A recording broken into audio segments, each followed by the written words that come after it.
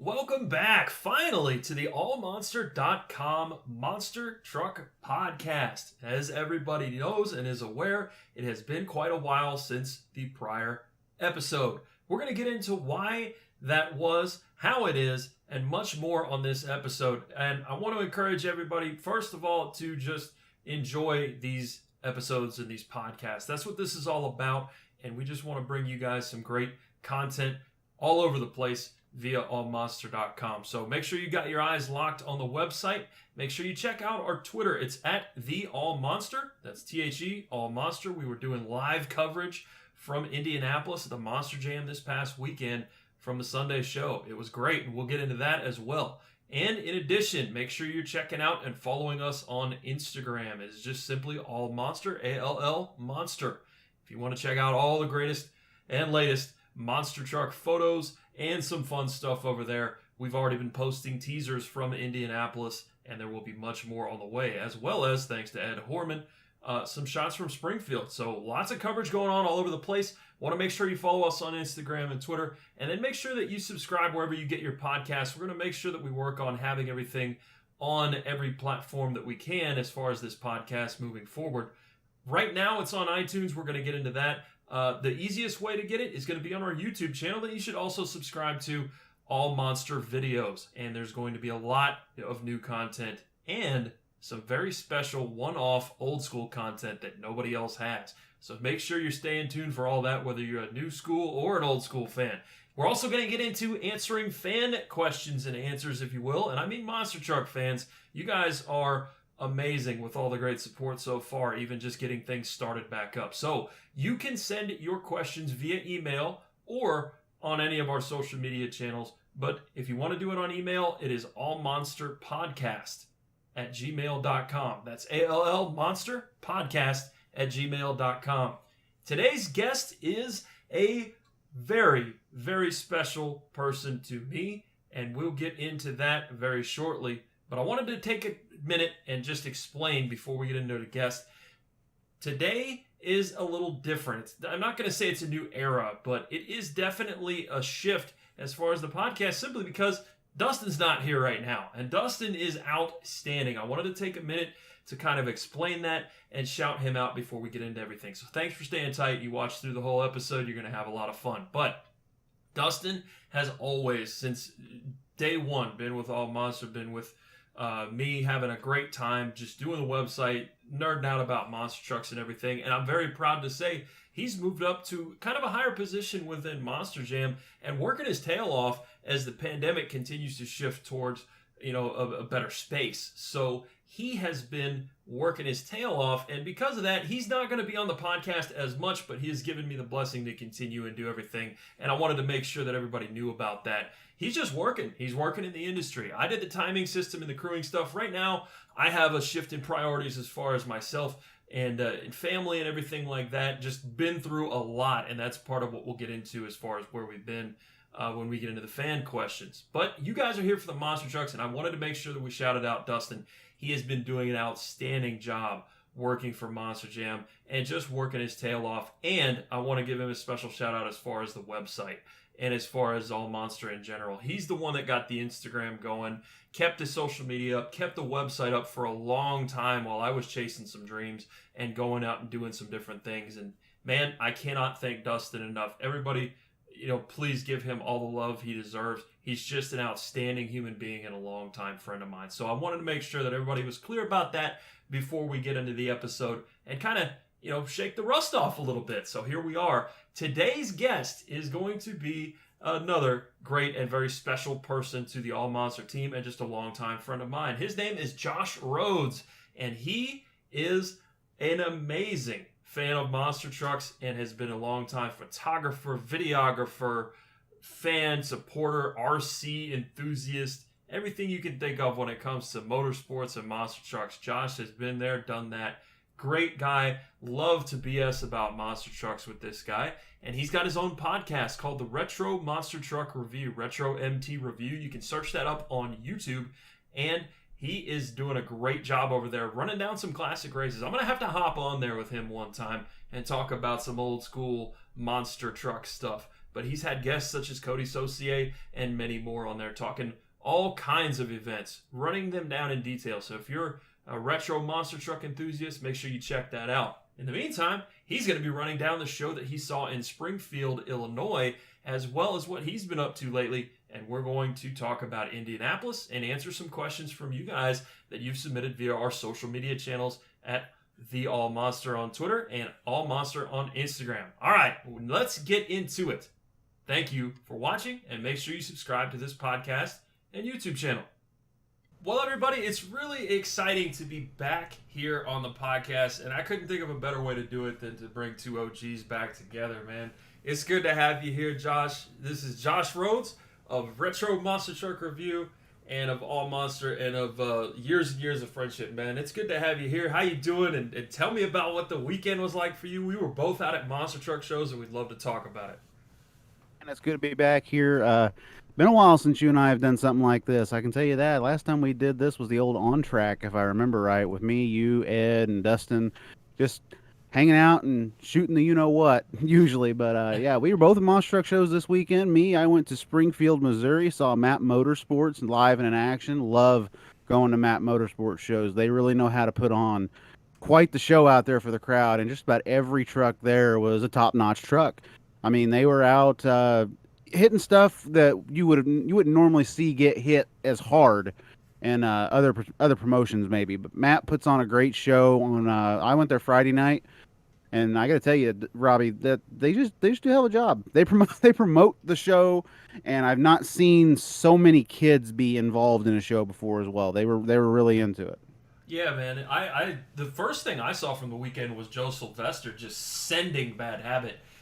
If there would have been another bus stack like they used to do out in like Minneapolis, the bus doubles, I think he would have cleared that thing by about another 30 feet. He was going off. So yeah, I mean, one thing that was what's interesting I found about MAP anyway was their wheelie contest is 2 hits. Anything on the floor is open. It's not just car stacks. It's anything on the floor, and there's an optional donut that you can do.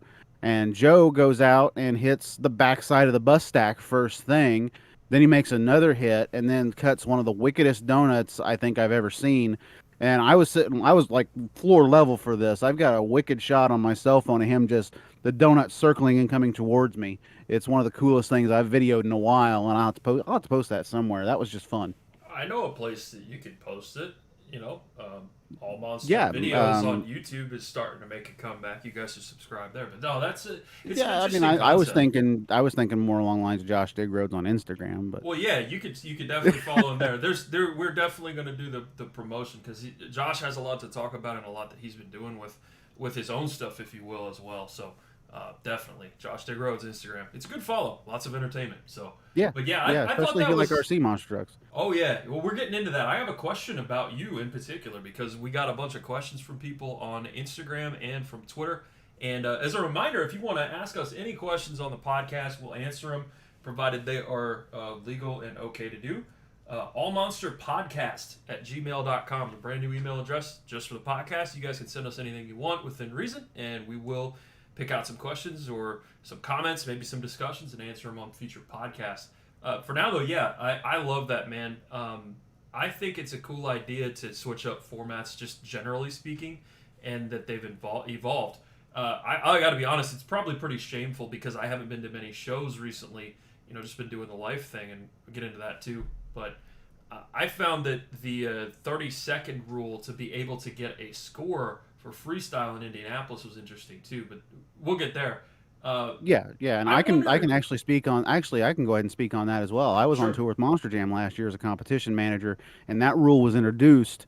For the arenas, it was actually 15 seconds you had to go. For the stadiums, it was 30. Yeah. And I applauded that rule because there are some people or some trucks out there that'll go and they'll do this amazing thing, but it's in the first few seconds of freestyle. And because it's this amazing thing, it will end up being a giant score that is put up. And that they want that wow factor to put out and get the crowd into everything, but they don't necessarily want it so early in the run. Hey, let's be real. It also offsets some fan judging, which is another thing we will get to. But that makes me think of Atlanta 2000, where Mintz rolled over and got a 30. And I mean, he didn't he hit like two things and rolled over. It would have been. It Well, would have been I a remember. score I guy. want to say it was. I want to say it was Indy one year. He goes out, makes one hit. He cross-threaded a bus stack, landed on the tailgate, and spent the rest of the freestyle trying to get off of the bus. And the Okay, crowd still 10, 10, 10. so I'm gonna be a monster truck nerd. And I'm gonna tell you that that's Houston. And Oh, I thought it was Indy. My bad. hey, I went to every Indy, and that's why we're getting there. I went to every Indy for many years, but I cheated. I've been watching through all the TNT and old Monster jams. But yeah, Springfield. I like that idea. The only thing I'd be worried about is getting some of the cars and some of the obstacles beat down before the rest of the show. They build some of those ramps nowadays. I mean, they've got such a dirt lead up to it. It doesn't really hurt the obstacle all that much. And I think that's something that maybe a few other promotions can look at as well and be like, the way that these guys are building obstacles, the way actually you could say Monster Truck Throwdown in there as well. They do the same thing Right. as far as building the obstacles up and making them to where they don't give out as easy throughout the event. Yeah, yeah, I love that. So, hey, tell me more about this show, man. I just saw some of the highlights. I mean, what were the best things to you? What stood out? What was the stories? You get to talk to anybody? I mean, you may have sent some people over to Indy. There's lots of stuff. I might have sent at least one guy over to Indy along with Ed, but I was there as part of the RC exhibition. For those that don't know, for about the last 13 years I've been racing RC monster trucks competitively, solid axle monster trucks, and I was there to do the RC stuff and watch the show. But ended up getting sucked in because there were a few people there that I knew. John Zimmer was there. Zimmer's a guy that I connected with years ago through AllMonster, and he's just been a good buddy ever since. Him and his son, me and him, all of us have gotten along. Zimmer Jr. was actually joking with me earlier in the day because I stopped by Pacific, Missouri on the way out there and saw the home of Bigfoot. And I stuck one of my RC trucks in the Bigfoot tire, and then I backed away so you can see how small my truck was versus Bigfoot 5. Scale. That's right. Yeah, exactly. I'm a quarter scale monster truck, or excuse me, I'm not. I'm a 10 scale monster truck. If you're a quarter scale monster truck, maybe I'm a quarter one too. Yeah, exactly. But anyway, I do the little backup thing, and little Zimmer sends me a message and says, "Driving around the tire." It's like, it's a retro truck. It's not going to do that. And he replies back, "So." You won't But do it. That's basically it. yeah, I wouldn't do it, and he knows I wouldn't do it. But anyway, I hear he had a good weekend too, by the way. So shout out to Little Zimmer. But we go into the Friday event, and I'm doing the RC stuff, hanging out with Zach Gardner, hanging out with John Zimmer, and talking. And I also found out Nate Kircher was there. Opie was driving Wrecking Machine at this particular event, and Opie was on my tour last year, and we gave each other a bunch of crap every now and then. So it was nice to see Opie back out there, and just getting to talk to him again was kind of cool because I haven't seen him since the pandemic began, basically. So it was nice to reconnect with somebody on my tour. And then, like I said, we did the RC stuff. And what I really enjoyed about it is we were as fans were piling in to go into the grandstands, they were walking right by us, and it was putting my hobby out there for everybody to see. It was cool doing double backflips with some of my LNT trucks, getting some kids into things. And it's something that's just so cool about the RC hobby is just getting a bunch of people together and trying to spread the love, basically, and maybe sold a few trucks while I was there. But as I said, they're walking past, they're seeing all that, and then literally right before they're about ready to have everything start at 7:30, thunderstorm blows in. And it's not a light thunderstorm. It was a severe thunderstorm that blew in. Ed was so mad at me. You would have laughed, Robbie. Ed was so mad because I bought food, and no sooner did I get in the door and sit down to enjoy my food than it started pouring. It's like, how did you get that lucky? I won't bring up Monster Truck Madness too, but I'm going to bring it up. You had some. I won't bring it up, but I'm going to bring it up. You have a rabbit's foot when it comes to that stuff. You ever get behind the wheel of one of the big full scale ones? I would like to see that. And it's not, there's some skill too, but there's some luck involved. Yeah, good for you, man. I didn't have to worry about that with the closed roof and everything, but there is a few connections between our shows, and that's part of the reason why I wanted to have you on and everything. So, yeah, I think so. You did Friday, and then I don't have much intel on how Saturday went, but our own Ed Horman did take some pictures, and you can see those on Instagram at AllMonster. But he took some photos, and looked like Jurassic Attack was doing pretty well as well. And I just love seeing that whole crew. Vendetta, Yeah, and and this all was my those. first time really ever seeing the Jurassic Attack truck up close. Period. Yeah, I was astonished really at how it looks. They did a great job on it. When I first saw the photos of this new Jurassic Attack design, I knew it was going to have to grow on me. mm, But honestly, looking at it up close, there's so much detail into it. It really photos don't do it justice. You have to see that truck live to see all the detail that goes on into it. Too Tall was driving, and he did a fantastic job out there. It was my first time seeing him drive. The one thing I do want to point out is, yes, we did have a thunderstorm. It did cause a delay before the event actually started. But boy, did it lead. There were so many good photos from Friday, so many good photo opportunities because of the skyline that you had right as the show began. The sunset that went down, a bright pink and orangish skyline right behind the pits. Beautiful shot. I'll throw Danny Mass out there. He took a great photo of that if you want to check that out. oh, that But was the. I think I saw that. That was Twisted Addiction, right? yes, Yeah, yes, that was beautiful. that Massman, was a MAAS, beautiful by the way. skyline. Mass, MAAS. Definitely check Yes, him out. Great, yeah, great Mass photos. Media.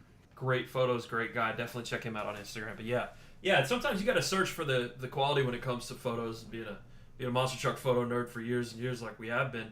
Sometimes it Yeah, comes to you you. got to take it. If you see something, you've got to take it and make sure it's something that stands out, so people can remember you as well. Hey, this guy took that photo. Yeah, yeah, and that's awesome, man. I love that it was a good show. I love seeing independent promoters succeed, and I think that's one of the things from the world situation that's kind of evolved now is there's room for everybody, and I don't think that there's as much competition between promoters now as maybe there was even a few years ago. You can have a Springfield, Missouri, and you can have an Indianapolis, and they even referred to Indianapolis and Springfield on the Monster Jam on the PA system. They said Zach came from Springfield because Jamie's engine blew. So that Yeah, was interesting. I thought that was cool. yeah, and I'm happy that they did that and they acknowledged another promoter. They didn't necessarily acknowledge him by name, but they still said, "Hey, he came all the way from Springfield, Missouri, just to on a show for you guys," and that's something that Zach Garner we know is going to do. Yeah. So hey, thanks for the alley oop. I appreciate that. I'm gonna go ahead and dunk it home. It was awesome, man. I was able to attend the Sunday show in Indianapolis, and it's been the first one that I've been to in quite a while. Kind of go through that in more detail later on, like I said before. But the big thing was, man, I was dying to shoot some photos with the new camera. So you'll see that full gallery on allmonster.com very soon. If not, it might already be out. So you might just check the website and our Instagram and Twitter. We always post about whatever's going on, as well as live coverage of events. So yeah, that being said, I got into the arena, and no sooner did I than the announcement came over the PA. I was unaware of what was going on, and they said, "Yeah, Zach Garner's here at Overboard." I was like, "Wait a minute, what happened?" Because I saw that Jamie had really sent Overboard a couple times pretty hard, and I thought my first thought was, "Oh man, is Jamie hurt? Is he okay?" No, he's just fine. The truck was just not in running condition, at least the engine. So that's where Zach trucked all night, along with our boy John Zimmer, who they call Zach Mini Wizard, and they joke around with that nickname. But Mr. Zimmer knows his way around the wrenches, and that was plainly obvious during this show. And you could just kind of tell. If you remember the old Shock Therapy and Excalibur trucks, everybody, Zimmer and Carl Van Horn, I ran up and down the road with them a lot during those days. And you kind of got to see, if you're enough of a nerd about monster trucks, which if you're listening to this, you probably are, they can really set trucks up. And there's just a certain way the trucks run and land. And I told Zimmer about this before, that Overboard, to me, always ran and landed like that old Amsoil Shock Therapy truck. And the fact that they've got Overboard, and the Miss Overboard truck looked beautiful. Zimmer just finished setting those up. He's probably sleeping right now with all the wrenching that he's been doing, even for him.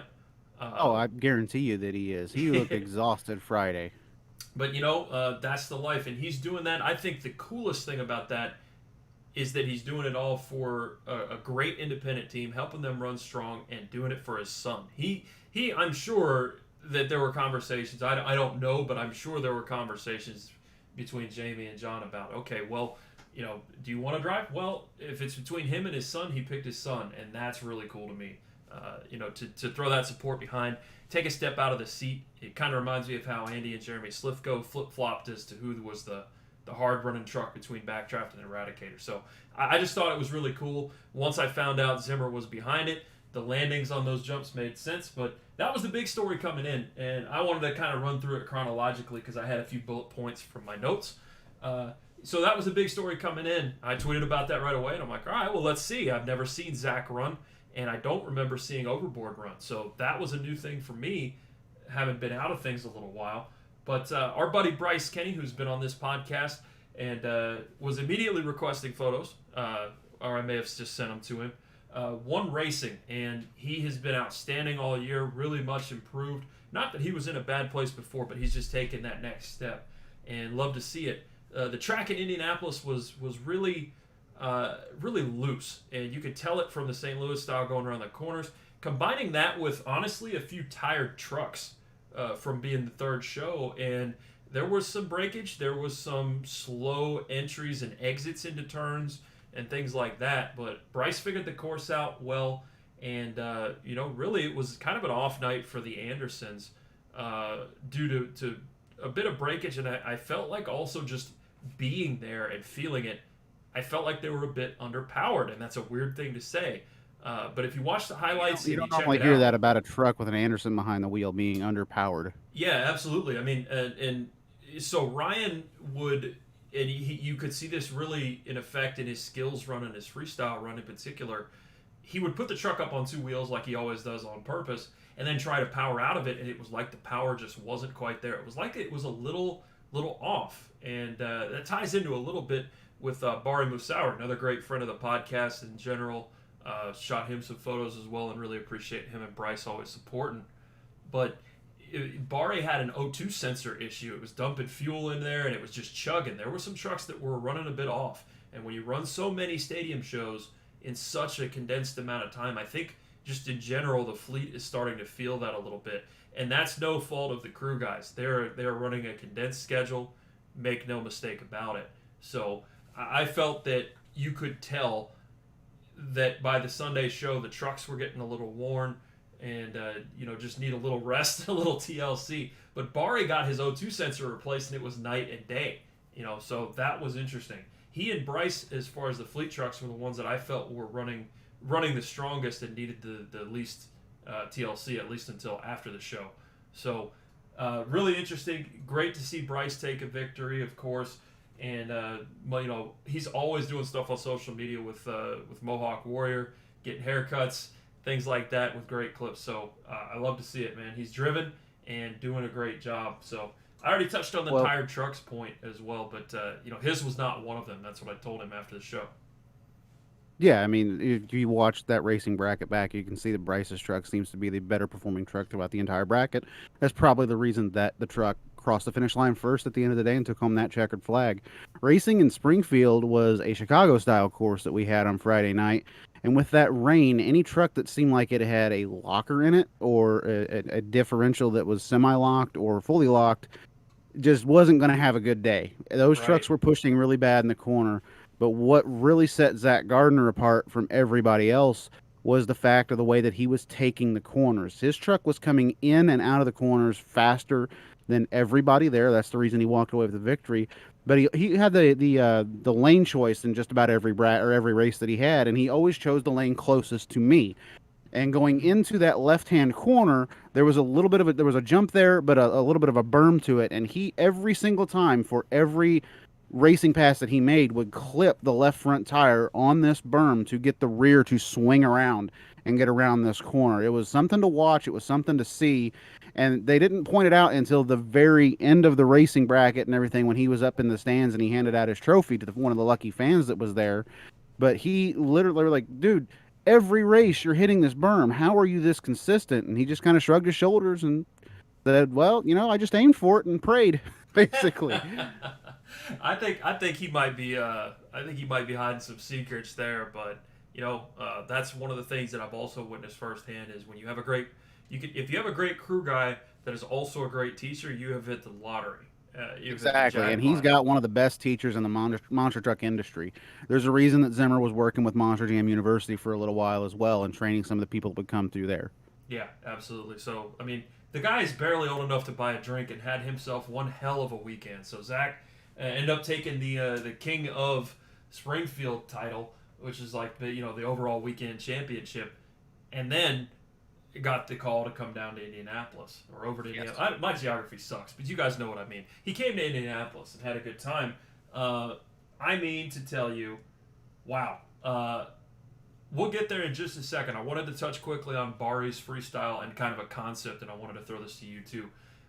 I have an immense amount of respect for the opening freestyle in a stadium show, especially, because that sets the tone for the whole night. I can remember years ago doing the timing system, Morgan Kane was actually running El Toro Loco in Atlanta, and I was up in the booth with the guys.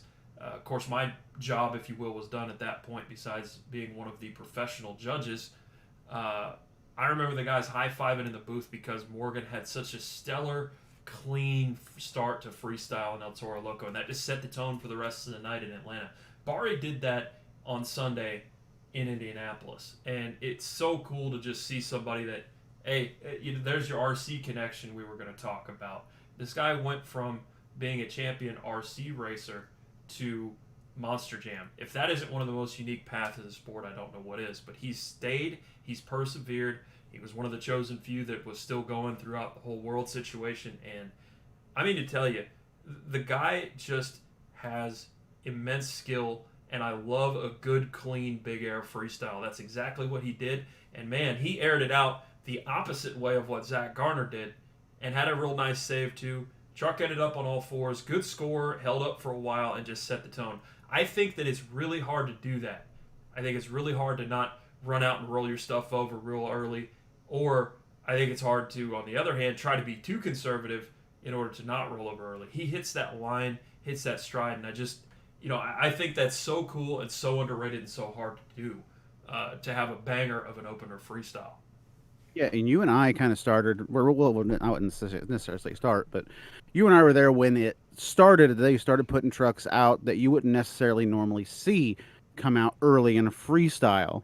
They started doing that, I want to say 06, 07 ish, and it's stuck around for a reason because they want somebody to come out there and really wake the crowd up and keep them excited throughout the rest of the freestyle portion of the event. And probably the most famous guy out there that started and ended up going on all the way and winning a freestyle championship was Cam McQueen years ago. He's proven it can be done. It's a very difficult thing to do, though, and you almost envy the person in that position because by the end of the night, that run's not fresh in the fans' memory unless it's one that just really sticks out, and that's something that Bari did on Sunday. Yeah, and add to that, the complication of fan judging when it comes to freestyle, and yes, you're in for a lot. One of the things that I also wanted to touch on was Tristan England. And, as a guy that hasn't run a lot of shows, period, he got into the stadium, and it's been a while for him on top of the world situation, and won skills, and then ended up winning the overall championship on Sunday. And, big congrats to him, man. I know it meant a lot to him. You could tell in the interview. He was hugging his crew chief. He was really happy about it. And to be kind of, on the shelf for a while and then come out in the Megalodon truck and then really, really pull a great Sunday off had to be special for him. Big congrats to him. I love seeing his arena stuff, and the fact that he was able to translate that over to a stadium was interesting. We've seen some drivers move from the arenas to the stadiums and have trouble. It seemed like it fit him like a glove, so they may have an issue on their hands once there are more tours started up, keeping him out of stadiums, and that was the connection with Bari too. Bari excels at both, and now what do? You've got a guy that can run both of them. It's a good problem to have if you're a Monster Jam official that's putting together that stuff. I agree with you 100%. It's a great problem to have when you got guys that consistent out there on tour with you. Yeah, so I mean, Tristan, big congrats to him, and Bari did very well to kind of set the tone for freestyle. And then Zach came out and blew the doors off of everybody. I mean to tell you, I knew that this guy was good. I knew that Team Overboard was good. Dustin has shown me. I've kept in touch with Zimmer, and I knew that these people were the real deal. But to see him just absolutely send it twice in a run. The first big hit that he did, I thought there's no way he's not going to break a wheel off. I've seen this happen too many times. even with overboard, I thought there's no way that truck's going to come down and not break something. And guess what? It rolled along just fine. And Zach ended up doing a backflip, tearing the body off. I mean, when a truck lands so hard that the body mounts break and the fiberglass tears off, you're up there. You're way up there. I was in the lower bowl shooting photos, and our boy Ryan Lacoste was in the upper bowl kind of above me. And I think Zach could have reached out and probably high-fived Ryan on his way down because, man, he was every bit of 40 feet in the air, if not higher. And then again, didn't break.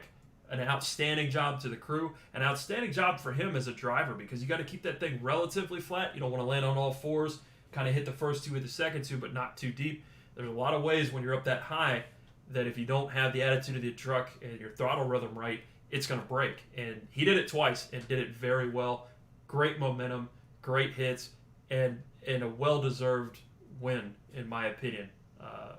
I agree with you 100% there. I've watched the freestyle that Zach did, and I found myself kind of getting up and, if you're just watching something alone sometimes, if you get a big reaction out of yourself, somebody has done something good, and that's what I got from Zach watching that. I'm like, man, this kid had a heck of a weekend. He goes to Springfield, Missouri. He wins the Springfield Map Motorsports event as the King of Springfield. Then goes and drives, I don't know how many miles that is. I know it's at least almost 278 miles to Indy from here. And he goes and drives from Springfield, Missouri, all the way to Indianapolis. So add on another 7-8 hours to that. And he gets there and goes out and rocks the place on Sunday in Indy too. I mean, kudos to him. Kudos to the crew. It shows you that the Overboard team is one of the top independently ran teams in the country at this moment in time. And just got to throw it out there again. Shout out to the crew guy, John Zimmer, keeping that thing together the entire weekend and knowing full well Zach was sending it 2 days beforehand on Friday and Saturday, and then coming to Indy to send it off even higher. Yeah, I mean, I love it. And yeah, anytime you can get that reaction, when I start breaking out in a sweat and getting goosebumps and stuff when I'm just behind the camera, much less watching, I know something good's happening. And, I got that feeling a few times during the show. There's always going to be arguments about, who deserves this, who wins that. But all I can ever ask for anymore, given the fan judging, which I will openly say I hate fan judging. I think it's terrible. I don't think it belongs in the sport. If you are to call it a sport, or if you are to have points involved, or any sort of money on the line, it shouldn't be there. Could do 10 podcasts in a row on that, but I try to keep it light, keep it positive for the most part. But I will say, because of the way that things are judged, all I really ask for anymore is that the truck that deserves to win wins, and everything else kind of falls where it may. So it was great. It's always a good feeling to feel that that happened during a show, and that you walk away going, okay, the right guy won, the guy that deserved it won, and hey, pretty cool that he didn't end up rolling over either. That was another thing that I wanted to briefly touch on before we got to some questions and kind of wrapped up Indianapolis and stuff. Was I really thought that, there were some really good, really clean freestyles. And those are underrated to me, too. Bari had a good one. And even Tom Mintz. Tom Mintz, okay? I'm going to let that sit for emphasis. Tom Mintz did not tear his truck up at all in freestyle. He did 4 of those slap moonwalks that he's doing now. And maybe, I don't know if the judges felt that was overdone, but I felt that it was a case of a person that's totally in control of the truck, and that the truck is an extension of his right foot. I thought it was beautiful. I thought it was good. He ended up, I think, in 3rd place with about a 9. But man, it was really cool to see that, especially in person, to kind of get how hard it is. You can watch it on YouTube. You can see it on social and things like that. But if you see it in person, how much he has to feather the throttle, the timing of the shifting and everything like that. The professor was had school in session there. And I wanted to shout that out because those are little underrated things you may not notice if you didn't see the show live. It was really cool to see. And shouts to everybody that did the clean freestyles. They have a budget and they have to stick by it right now before things really, ramp up even more. And, that's tough on crew guys. If you break a bunch of stuff, it's tough on everybody. So, hey, shouts to the crew guys. Shouts to the people that drove real clean and didn't tear up a bunch of stuff, too. When Tom wants to be smooth, he can be smooth, and there is nobody, and I don't care what anybody says. Hit me in the comments if you want to. There is nobody that gets through a gearbox smoother than Tom Mintz in this day and age. There's a reason he's the professor, and there's a reason that he is doing and innovating and doing and just tricks that you would not think that you could ever see out of a monster truck. That man has done in his career. He has been going since the mid '90s, ladies and gentlemen, and there is no stopping him now. I feel accomplished. I got a ladies and gentlemen out of Josh. He's getting fired up. So that was Indy in a nutshell. It was great. It was a lot of fun to kind of get back into the swing of things. There's shows coming up later in the year, I think in Cincinnati, I'm going to try to hit up. But, got a lot of duties here. And, at the end of the day, it was an outstanding show. I really enjoyed myself. And it's great to see, that things have been improving and more shows have been getting added to the Monster Jam schedule. Where summer is upon us. Monster Truck Throwdown's going good.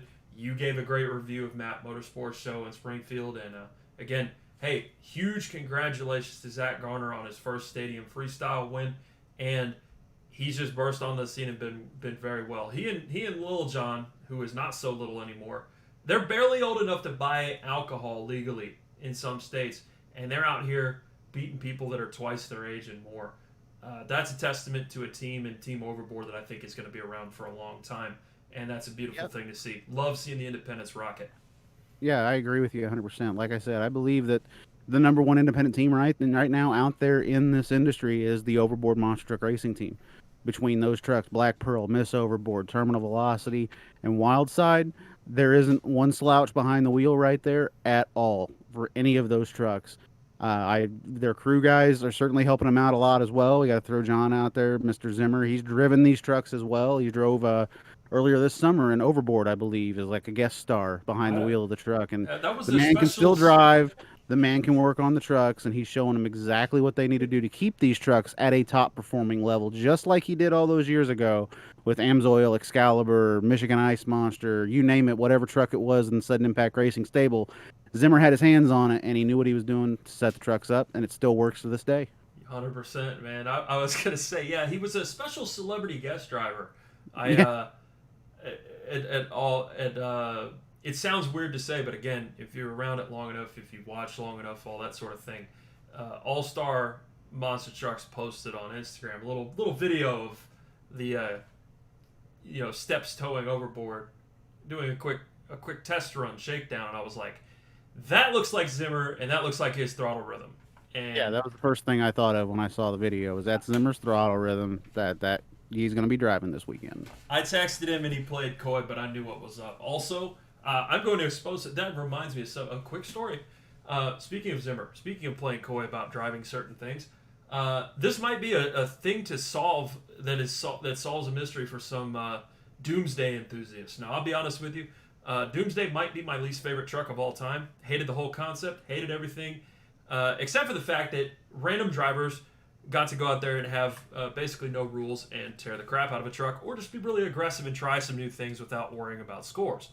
That being said, I did the timing system 1 year in Detroit, and I know that Zimmer at that point was driving for the company, which means he would have been based out of the North Carolina or the Illinois or Florida. In other words, not Michigan anymore like it was when he was with Sudden Impact Racing. That's why he rang my bell.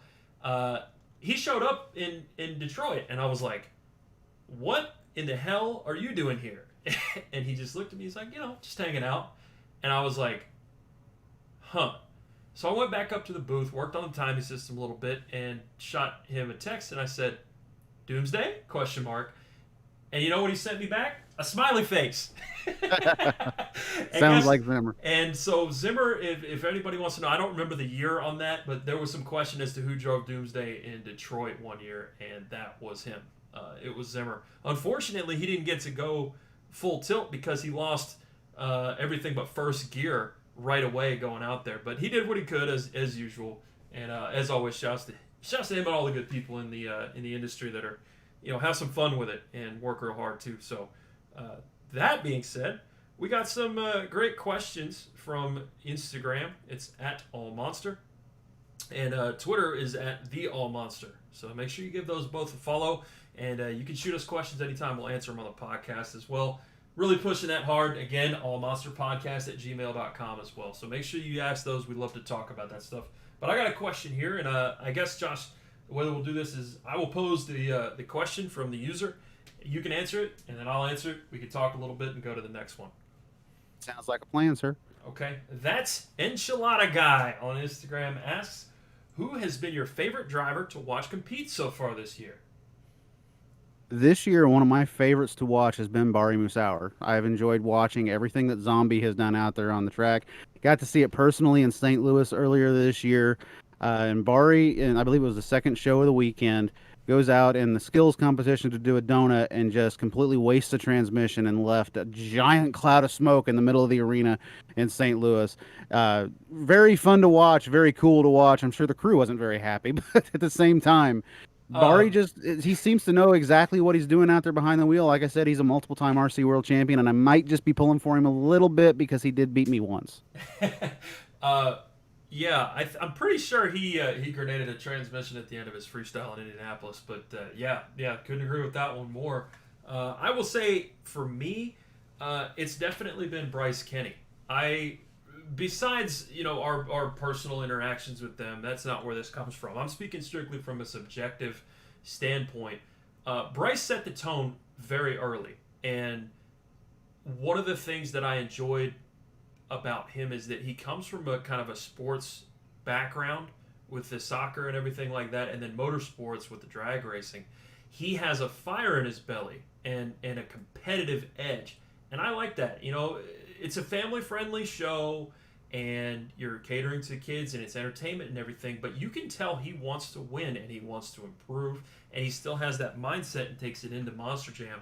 And because of that, in my opinion, he has great support, great crew chief, great guys behind him, but also he wants to win really badly, and that kind of gives me those Penda and TNT vibes where it's like, this guy really, really wants it, and he's excited, he's passionate, he cares about his scores, he cares about his times, and he evolved. He started out doing very well, but there's room for improvement for everybody. You could tell that he made a jump this year, especially when it came to racing. I think it was Arlington, first show out of the tour, beats Tom Mintz, and you're like, okay, this is the guy that stepped up. We need to watch this. It's no fluke. He ran really hard and really in the top half of that stadium tour, for the majority of it, and really finished up well, gave a great accounting of himself. I loved seeing him evolve, and I love seeing drivers improve and be passionate about what they're doing. Yeah, and one thing, too, we got to point out about Bryce is him and Adam Anderson have an awesome podcast you guys need to check out. Gears and Nachos. I listen to it every single time one pops out. I was listening to one on Saturday night working on my RC trucks to get ready for Sunday. Yeah, you want to talk about having fun, please go check out Gears and Nachos. You can go to Bryce Kenny's Instagram and click the link there. It's everywhere. Gears and Nachos. There's probably only going to be one of those named like that, and you'll see why if you watch or listen to any of those episodes. So certainly a name that stands out.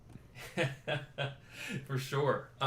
MT World Media asks, where have you been, and what are your thoughts on the new rookies popping up and absolutely schooling everyone? Well, first thing, where have I been? Well, and where have we been as a whole group? I will say, covered Dustin in the intro, and again, much respect and love to Dustin. It's not like he died or anything. He's just very, very busy, and much respect and love to him, so that's why we're here doing it. As far as me, I have been all over the country, took a few different jobs, and have done a lot of transitional type of things. Just, real life first is what I always say. Dustin took the reins and really helped out. We both moved into roles at one time where we were competition directors, just like Josh here as well, and spent a lot more time and focus on doing some of that stuff within the industry. I'm lucky enough to call a lot of people within the industry my friends. I stayed in touch with them, and it was nice to go to a show where, oh yeah, it's you, and it's not like, oh, who are you?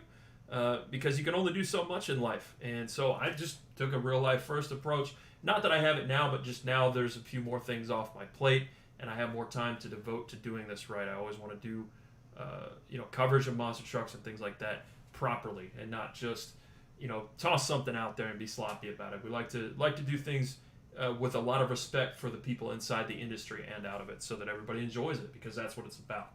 So that's where I've been, and Josh has been busy, of course, too. Lots of stuff to talk about there.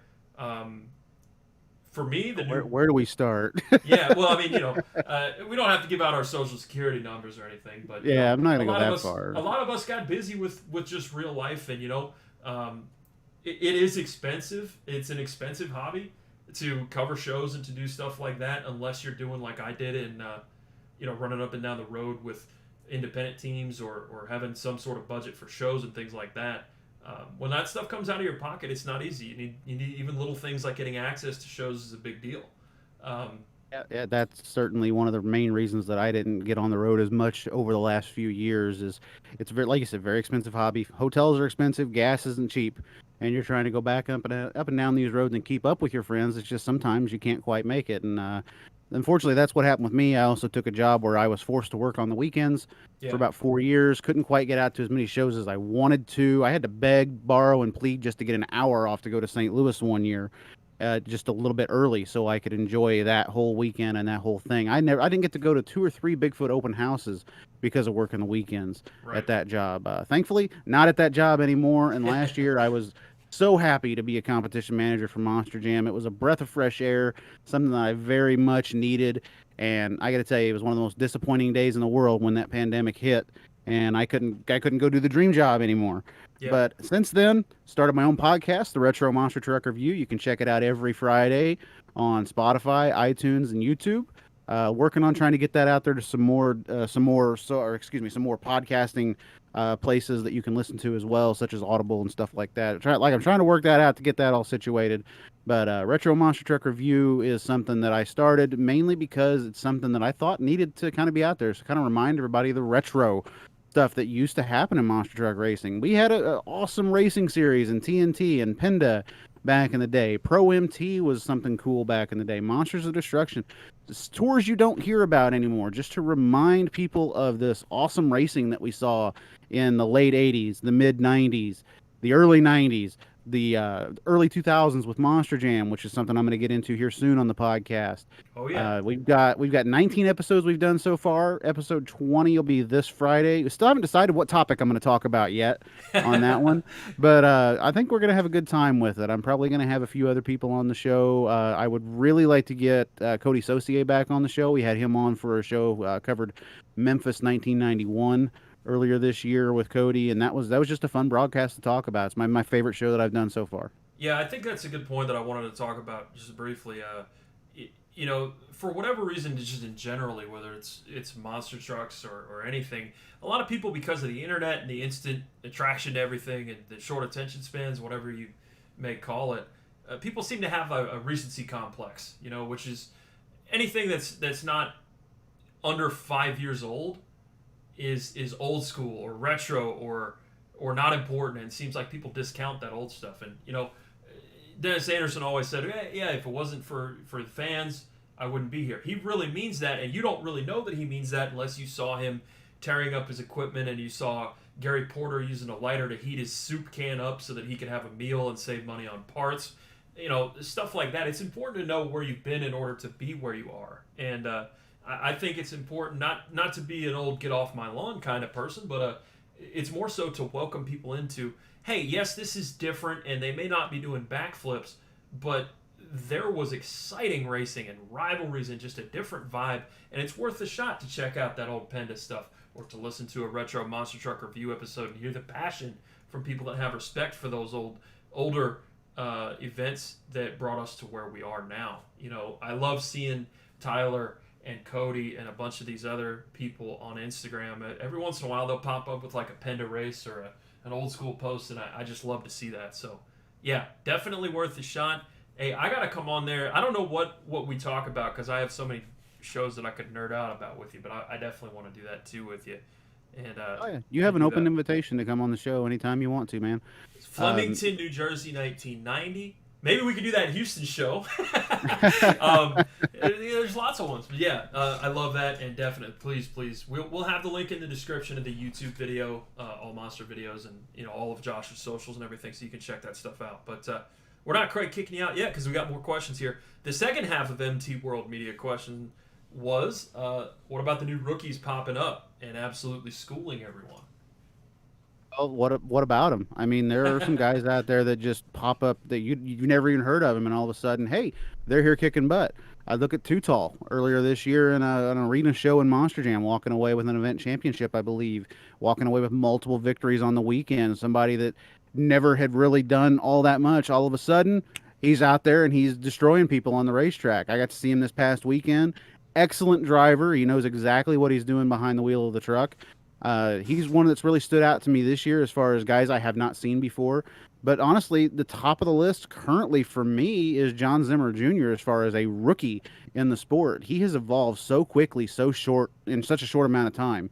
It is unreal. Another one that pops out to me, of course, Chris Kohler. I believe he was driving an Indy this weekend in Axe. Yep. Doing a heck of a job keeping everything on that truck. I got to tell you, the only thing I've seen pop off it lately is the ladders. Well, that was not the case on Sunday, unfortunately. I messaged with him a bit on Instagram, just talking briefly. We want to have him as a guest on the podcast soon. But, he did a great job. He did the best he could with a truck that wasn't 100%. And did end up rolling over a couple times during the show. But, for the most part, again, we talked about big, clean freestyles, and that was one that he did in Arlington that stood out to me and kind of put him, not on my radar like I'm anything important, but he really put, I think that freestyle in Arlington put him on a lot of people's radar. And, I'll say, for me, yeah, that's the same cast of characters. And, I think of it as not necessarily even that they're schooling everyone, but that they had some schooling before they got in the seat. If you go check out the old retro JDR blog, JDR vlog, I should say, that's on AllMonster's YouTube channel, there's one that has a young John Zimmer Jr. messing around in shock therapy at about 10 years old when he could barely reach the pedals. Take that to now. I remember that because Zimmer gave me so much you-know-what about that one. Yeah. Like, you have to put that clip in there. I wasn't wearing a shirt. Hey, man, we've all evolved over the years. But, it was really cool to see, again, kind of pointing back to the old school question. It's cool to see that from then to now, technically speaking, he's been in the industry for a while. He may be a rookie to driving in a show, but he wasn't necessarily a rookie behind the wheel and had never strapped in and done that stuff. And a quick note, I don't know, I'm not doubting the truth of this, but I remember doing the very first show that Ryan Anderson did in Iowa. He was in Council Bluffs and driving Monster. But in the interviews before the show, he said that he had only about 90 minutes of seat time in a truck before that show. And that was interesting to me because I would have figured he'd have grown up in it. Obviously he did, but grown up behind the wheel every chance that he could get. So it's interesting seeing how that stuff works. Which is not to say, again, they're always riding or driving something with a motor around the dungeon, and a lot of that stuff does translate. Throttle rhythm is throttle rhythm. You just have to adjust it to what you're doing. But, I just found that to be really interesting. And a lot of these people, the behind-the-scenes stuff, like you said with Too Tall, a guy that really waited for, begged for, pleaded for, and then found his chance. And once he got it, he didn't waste it.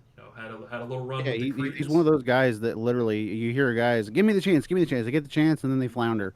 Yeah. Too Tall, not that guy. He went out there, he grabbed it. Literally, he had to use the old Dodge slogan, "Grab life by the horns," and he took it. That's right. And literally ran with it, and he's riding that Jurassic Attack by the horns every single chance he gets, and he's doing an excellent job doing so. He's also done a great job in Kamikaze as well. Yep. I've seen a couple of events that he's ran with that truck, and it's something that you can attest to him as well because he's jumping from one truck to another, and he's holding and maintaining the ability to drive both of those trucks. That's a quality that you don't see often in monster trucks. First guy I can think of that jumps into my head is Charlie Pauken, that can literally drive anything you put him into. There are elite level drivers out there that if you throw them out of the truck that they're currently in and into another truck, they're not as good, and it's very visible. Yeah, that's a great point. You could name off a lot of people. Gary Porter's another one. I think a lot of those guys, they have had years and years before they got behind the wheel of working on things, and Chucky's another one, obviously, where he spent the sweat and took that sweat equity and then poured it into, okay, if I ever get a shot behind this thing, I'm going to do it, and then listen to the people before him. And that's what you're seeing with Garner and Zimmer and Too Tall, all these people. Hey, the future of the sport's in good hands, man. Yeah, and think of the last names that you're hearing too, right there: Gardner, Zimmer. I mean, Kohler. Yeah. There's a reason they're in the sport, and it's not because of daddy's money. I want to point that out very clear. They are Yes. in the sport because they are working. They might have a little bit of help from their dads to get into the industry, but they're taking the opportunity that they're given. They're grabbing it by the horns, and they're going on with it. Yeah, and that was the cool thing that I felt that the Andersons did. There were a few behind the scenes videos. I don't remember on what DVD or video it was, but Ryan Anderson spent at least a year crewing for Adam Anderson. Adam Anderson spent a lot of time crewing and going on the road and doing those stay up till 3 a.m., get up at 5 a.m. for morning media runs and fixing stuff that was beat all to hell. So it's always great to see somebody earn it, and I'll put this on everybody's radar right now. You talked about people that were great teachers, talked about people that worked on things, talked about people that had practice. Every once in a while, check out Chucky Pawkin on Instagram, aka Micro Chuck, aka CP3. That would be Charlie Pawkin's son, and he is going to be scary whenever he gets behind the wheel because he's already practicing on a purpose built.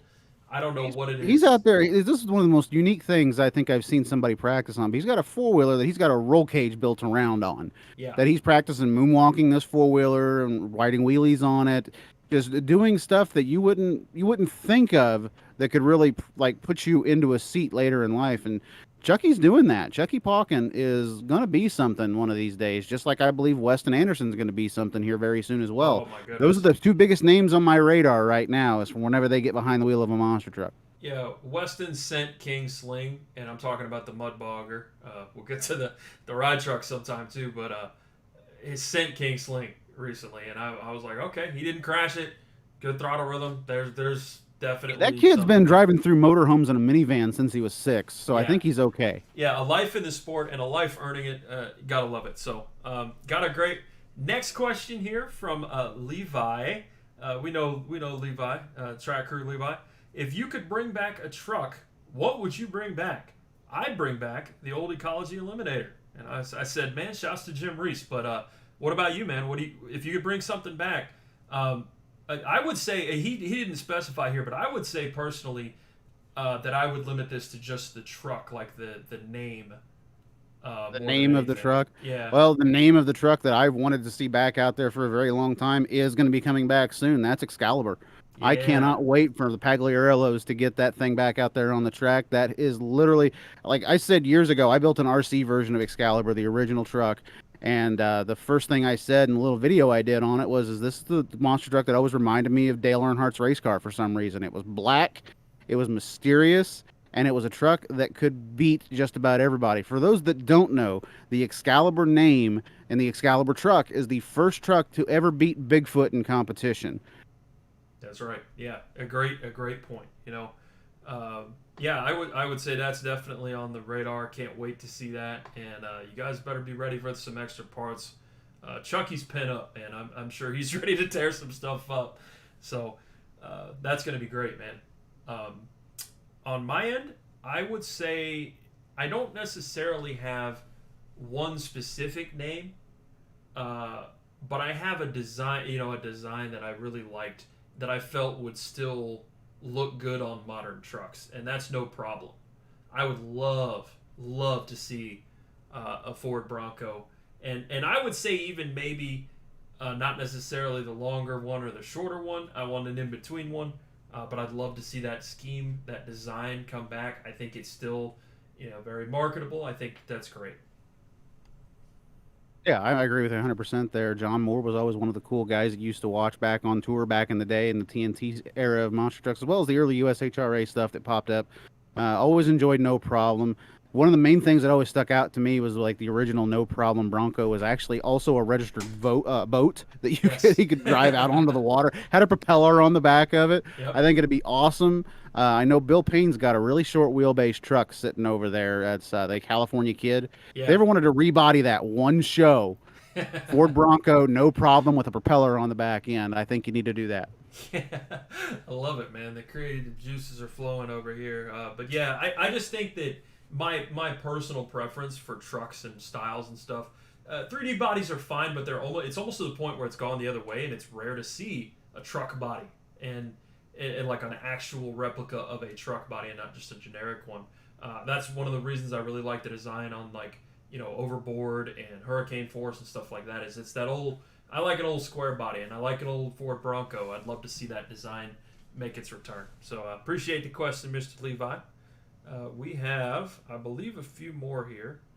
Alan M91 says, what do you guys think of your sponsored RC monster truck driver?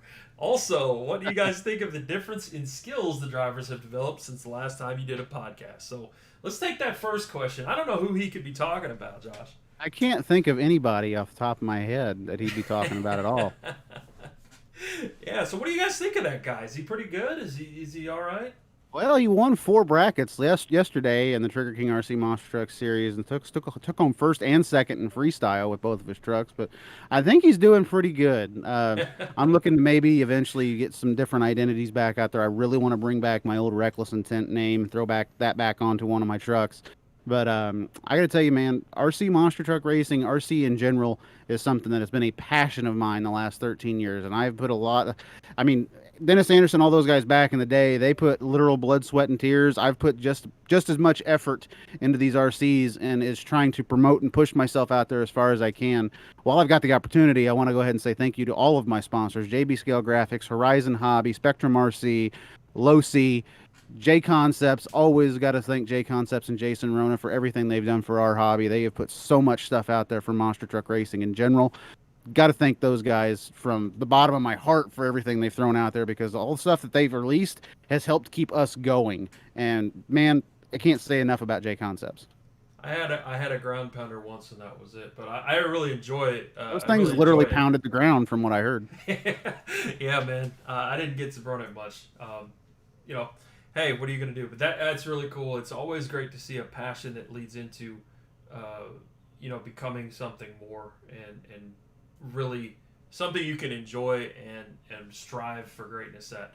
I always dig that, man. That's what I like about seeing, guys like Barry and Bryce do well in their respective stuff, and that's why I like being able to follow you. I might not be a big RC guy, but it's neat being able to follow that stuff and just kind of check it out from afar and be a fan. So hey, our sponsored RC monster truck driver is doing pretty well.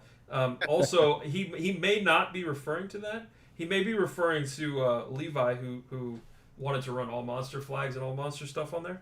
They may have got together. Yeah, he might be referring to that guy too. Levi, a shout out to him. Levi's a good dude. He runs over the SoCal series. He actually just bought one of my old retro trucks, the old grandma truck that I had built. Oh, he actually owns now and is running his Nightmare over there, and he's doing a pretty good job with it. I need to get with him and try and help him get some more steering throw out of the thing, but I think it's looking pretty good. I think he's going to do a really good job with that truck here in the near future. Yeah, that's awesome to hear. Yeah, we appreciate those and all the questions. We like to have some fun here. But second part of the question was, what do you guys think of the difference in skills of the drivers? What do you guys think of the difference in skills the drivers have developed since the last time you guys did a podcast? And for your reference, Josh, that's 2017, 18, around then to now. So that's kind of your timetable. Well, I mean, the difference in skills, it's just something that keeps evolving. I mean, there's not a show that's going to go by where somebody's not going to get an idea in their head and they're going to go out and try it. Look what Ryan Anderson has done. Ryan Anderson, we used to joke and say, Ryan races the freestyle track. Yeah. Now he's gone from racing the freestyle track to being one of the most technical guys out there on the track, period. You look at some of the stuff that he's done. The bicycle to moonwalk is still something that absolutely blows my mind to see in a stadium. It's something that you would have never thought you would ever see in the mid 2000s or the early 90s. You throw that out there. Something you never thought you would see in a monster truck.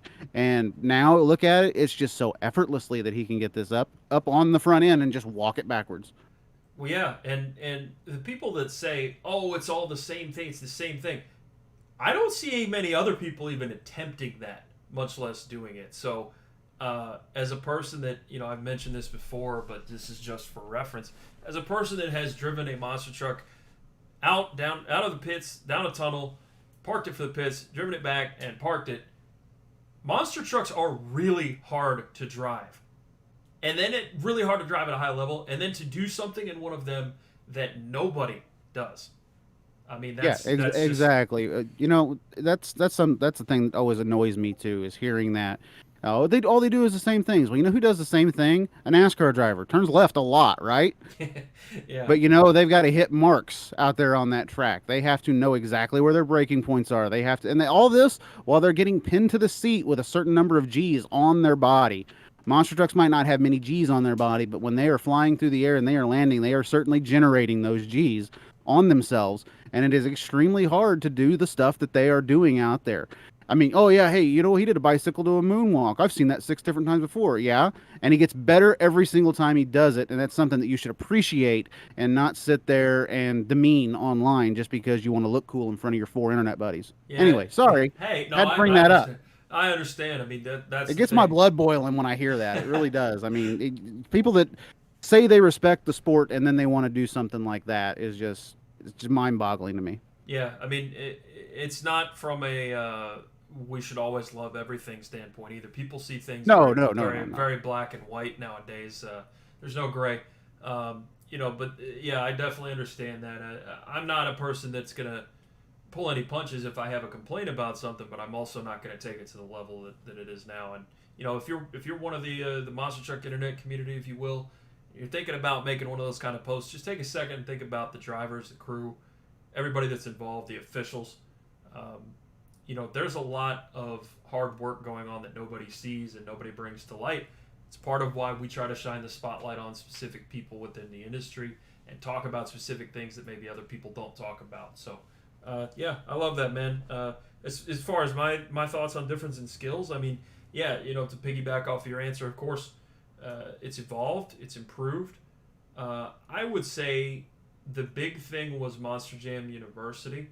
I had of course, had time to run up and down the road with guys like Charlie Pauken, and he was an unofficial Monster Jam University before they had it, and so were a lot of other drivers when Feld would run 2 trucks to a trailer, which is typically the deal, right? Some of Charlie's touring partners included guys like Paul Cohen. There was Candace Jolly, Frank Kremel. Frank Kremel, and it was interesting to watch the improvement in those other drivers. Of course, they're responsible ultimately for what they do behind the wheel, but having a good teacher, having someone that is willing to be patient with you, give you ideas, and really take you under their wing, Charlie doesn't get enough credit for that, and he does a great job. He was Monster Jam University before that. Then they made it official, and they've got Tom Mintz, they've got Zimmer, they've got good people out there training good people to be good drivers, and I still prefer personally, kind of the Cody Saucier route where he works his way up from being a crew guy and gets his shot, or too tall, things like that. But there's nothing wrong with working your way up from a Monster Jam University as long as you have respect for what you've done. So, I mean, to me, the difference is attributed to that, and it's important. It's a big deal. It's good to have a training program. It's good to have something formal that people can go and learn to drive in a low-pressure situation instead of just being thrown out there. We were on the podcast with Sean Duhan, and his first show was Toronto, the Sky Dome, one of the biggest floors for an indoor stadium, and he had only hit like 2 jumps prior to that show. Can you imagine the pressure? Can you imagine how much better he would have done if he had a Monster Jam University behind him, or he had a test facility? And now that's much more common, and that leads, practice makes perfect. So I like that. I mean, I love the whole progression of the sport. I'm not a big fan of doing the same stuff over and over, and so I love to see a slap moonwalk from Tom Mintz, or a backflip to moonwalk from Ryan Anderson, bicycle, those kind of things, and having more control over a truck and pushing the limits without being stupid about it. That's my favorite thing. There's an old saying, Robbie, that goes out there in monster truck racing. It was said by Bob Chandler years ago. If you're not moving forward, you're moving backwards. And there was a great saying in a little movie called Talladega Nights that Ricky Bobby said, if you ain't first, you're last. I go the Bob Chandler route, and you go the Ricky Bobby route. I'm the NASCAR fan here. Wait, well, and we're going to get to that. There's actually a NASCAR news and connection here, but we have one more question, and then we'll get to that because you brought that up, and I hadn't seen that today. But Jacob MT99 asks, thoughts on the new state-of-the-art metal shop trucks, which, if you don't know, the metal shop, fabrication shop run by Rick and Ryan Disharoon, formerly of Backdraft and now of the amazing Saigon Shaker. They are a fabrication shop and build amazing chassis. Are they the new PEI? Is what his question is. So, what are your thoughts on those? There's never going to be any replacing at all of Dan Patrick. Let's throw that out there right now. PEI is always going to be PEI. However, the metal shop is producing some awesome stuff. The only other company I can think of that's producing stuff that's just as good is Concussion Motorsports, and the Concussion chassis out there that's underneath a couple of the Bigfoot trucks, as well as the Walking Tall truck and a few others out there. I really, really have enjoyed seeing their progress on this Kingsling truck that they have for Dennis out there, the Dennis Anderson Ride-Along Experience. I'm going to book one of those, hopefully this summer, if not next. I really want to get out there in that thing because, man, that just looks like so much fun. Please do that. I have a quick story that relates to that, and then I'll answer the question as well. My dad and I went to the Indiana State Fairgrounds when I was but a wee lad. Had a snakebite hat on and was there. I don't know who the ride truck driver was, but the Bigfoot ride truck was there. It was the year that Andy Brass was in Wildfoot, so it was 93, 94, whatever that is. 93. Yeah, there you go. And spun it out. And because it was raining like crazy, muddy, rainy, sloppy mess, and during one of the intermissions or during some of the time during the day before the shows, we got a chance to go on the ride truck that Bigfoot had going around, and people are getting off the ride, and they're muddy messes. They look like they just got slimed on Nickelodeon, and I'm like, huh. And so my dad and I happened to sit up by the cab of the truck. And there was a little window because it was actually a truck, the little slide over window, and the driver slides the window over and looks at me. You having fun, buddy? I'm a little kid. I'm like, yeah. I can't wait. And say that again. Say that again one more time. I say, yeah. Yeah. There we go. So he looks at my dad and goes, "How hard do you want me to run it?" And my dad said, and I quote, "Turn it loose." We got off of that ride, and I was stoked, and my mom took a picture of us, and my dad and I are a muddy mess, and I have mud all over my black snakebite cat. So that was a little aside for you when it comes to ride truck experiences. I hope yours is the same, if not better. Little different ride truck. Have you seen some of the videos Dennis has put out from this thing? Good. Yeah, would Lord. you keep the door on the thing? Jeez. No, knock the doors off of it if I'm on the thing. I don't care if he rolls it over. Oh no, I know it was funny though. I think okay, I care that he rolls it over. I'll put it there. Yeah, please. Ryan and Adam were posting like, yeah, geez, he's even doing the door thing when he's on the ride truck. I just thought it was hilarious. So definitely good follows on Instagram in the monster truck community. But to answer Jacob's question, I really like this question, man. My thoughts on those trucks, man, yeah, they're right up there at the top. I don't know that you necessarily even need to compare like a Patrick to a metal shop truck or to even a Kohler chassis. I mean, geez, that was the thing that I thought of immediately was the CRC, the Corey Rummel special now. Those are tough trucks that take a beating. If you can survive a few years in Kohlers, I mean, I remember going to Indianapolis to the state fairgrounds again with you, and this was at the time when Kohler was still running his one of his first couple chassis, and it's a Friday, Saturday, Sunday show type of deal, and on the Friday show he makes a hit and rolls over real hard onto the concrete. We went back to the pits and his chassis was cracked. Oh yeah, I remember it. And we're not going to see that anymore, and that's because of the evolution of technology and of people like Corey, like Dan Patrick, like the Disharoons just working so hard, and Concussion, you could shout out any number of them. Ultimately, to me, I think it's about what you feel most comfortable in and what is easiest for everybody to travel with and work on. I think the coolest thing is there are a lot of options out there. And I don't know that if I built a truck, I don't know which chassis I would pick, and I think that's pretty cool to have those, such an abundance of choices. There's You a know, lot of choices out there as far as chassis go in the world right now.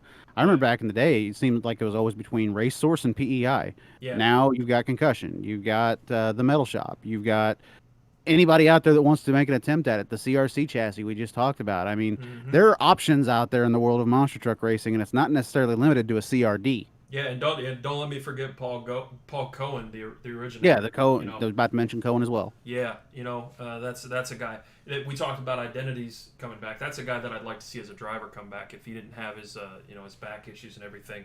So yeah, I would love me a metal shop truck though. I don't know about being the new PEI, but I think that's a pretty good state and testament to how great all the trucks are, and all the chassis are now. But you brought me a bit of news here that we're gonna kind of close out with, Josh. That was all the questions. Thank you everybody for sending them in. We love doing that, and just BSing about the sport that we love. So, but you mentioned that there's going to be a Gravedigger sponsorship within NASCAR here.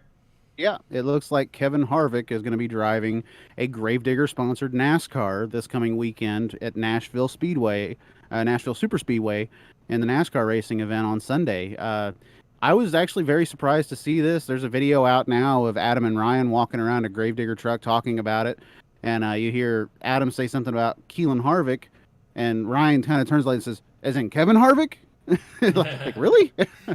And my favorite video that's been released so far has been from Stuart Haas Racing, where Keelan walks up and he says his voice is so it's kind of hard to hear his voice in the video. I didn't really get a chance to turn it all the way up, but he mentioned something about needing the shocks for his dad's car, and they hand him the shock, and the shock is as big, if not bigger, than he is, and of course he has to have a little bit of help carrying the shock off. So it's going to be interesting to see. I can't wait to see the car. I know it's only Monday as we record this. It's Monday, Mhm. but I'm looking very much forward to seeing what this car looks like. It'll be the first time. I mean, I do a lot of iRacing every now and then, and there are hundreds of Gravedigger cars out there that people have done for iRacing.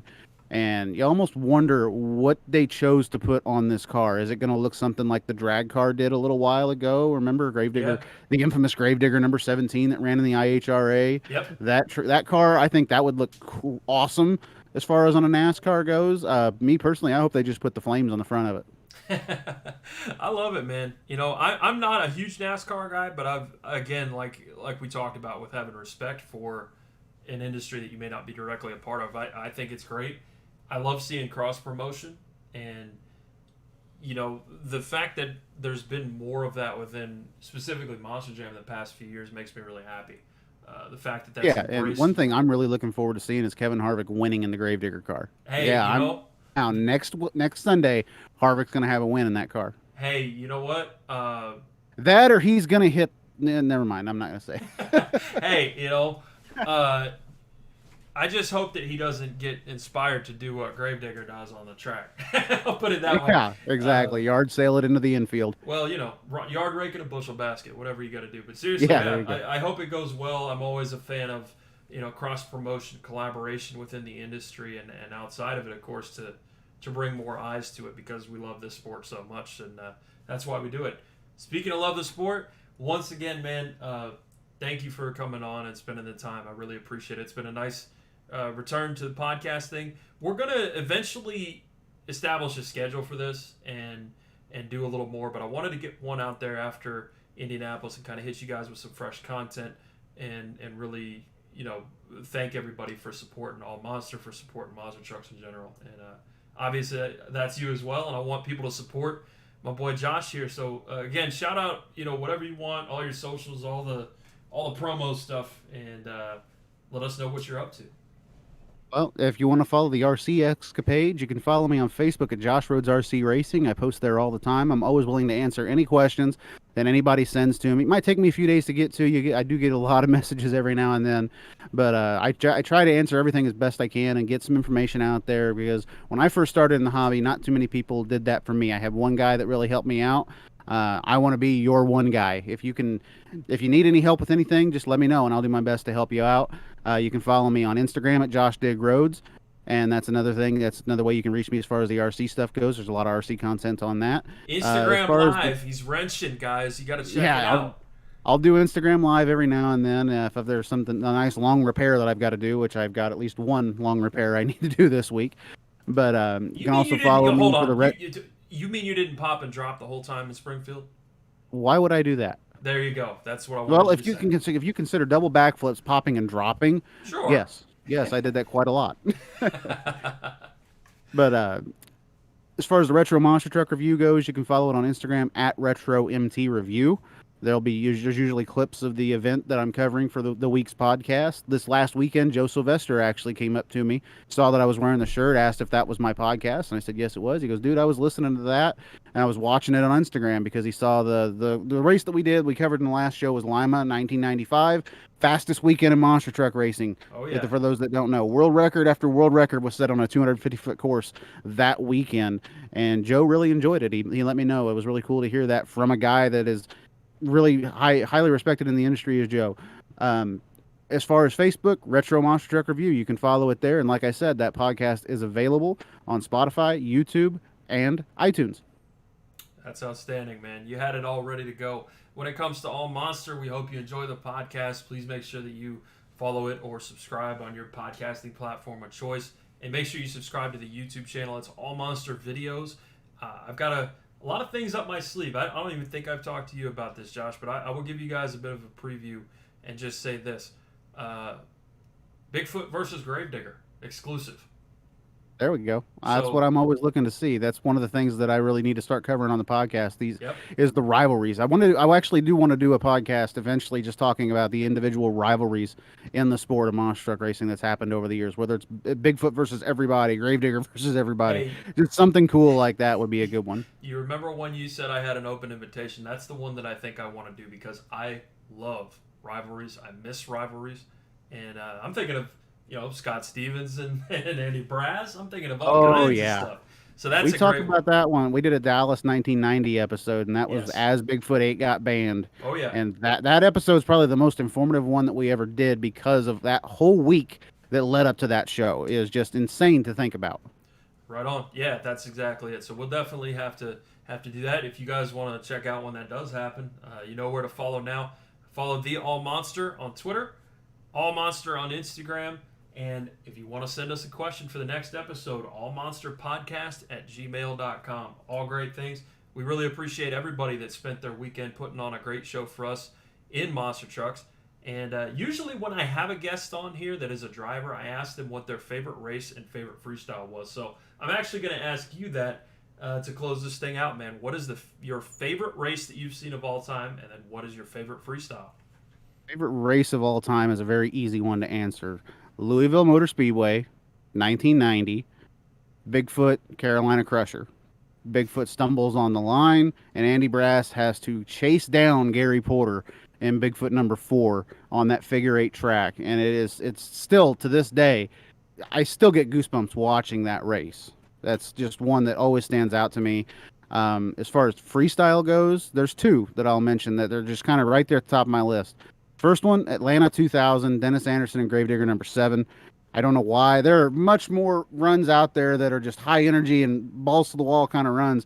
This one always just stood out to me because it was the return of number 7 onto the track, and Dennis just power wheelies this thing down the track. If any monster drivers are listening right now, or guys that tune those motors, power wheelies are awesome. They need to be coming back. They need to make it into a stadium again. Those things are just so cool to watch. Oh, and throw the other one out there. What's that? I was just going to say, it's a little tougher from a technological standpoint. I mean, you can do a slap wheelie now. People used to think that you couldn't do a slap wheelie in, like, CRDs or, Gravedigger 19 or stuff like that.